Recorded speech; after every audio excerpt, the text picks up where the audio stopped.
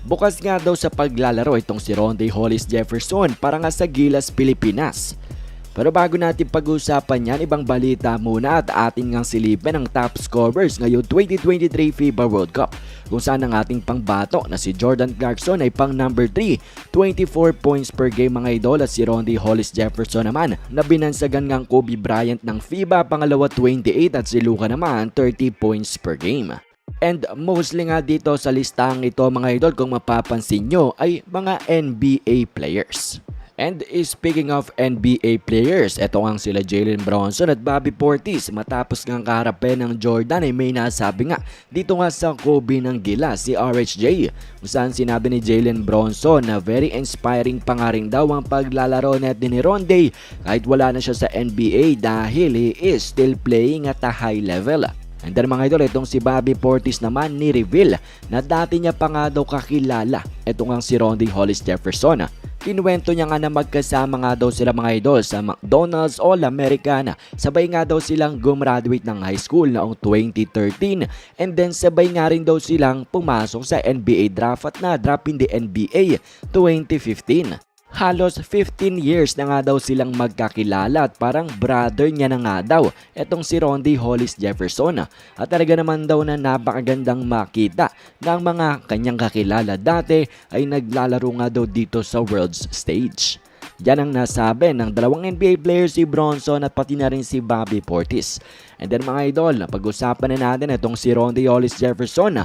Natanong siya kasi about sa kanyang pagkakaalis sa NBA. Ano ba nga daw ang kanyang natutunan ever since na hindi na siya kinuha ng mga NBA teams? At ang naging sagot niya nga mga idol ay talaga naman daw na ni-re-evaluate niya ang kanyang sarili.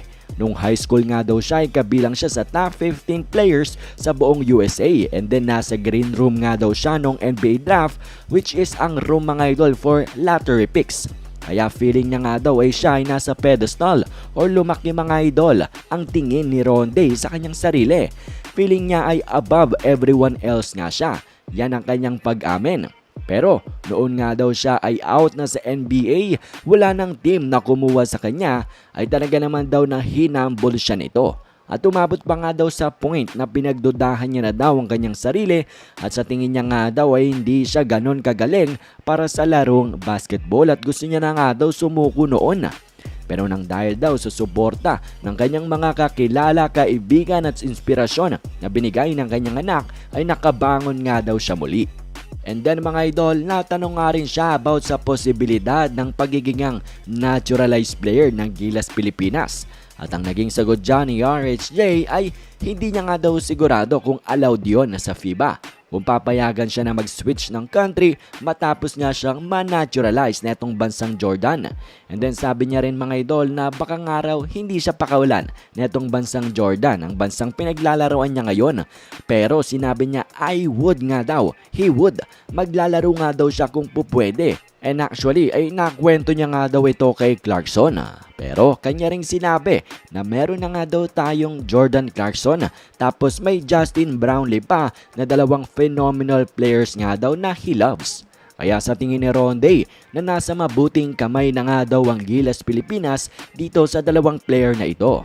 Pero nga mga idol, may hint nga siya, may pahayag nga itong si Ronde Hollis Jefferson na open nga siya sa paglalaro dito sa Pilipinas, and actually nga mga idol, sinabi niya na he would. Anyways mga idol, ano bang masasabi niyo dito sa naging pahayag ni Ronde mga idol na open nga daw siya sa paglalaro sa Gilas? Komento niyo lamang ang inyong mga opinyon.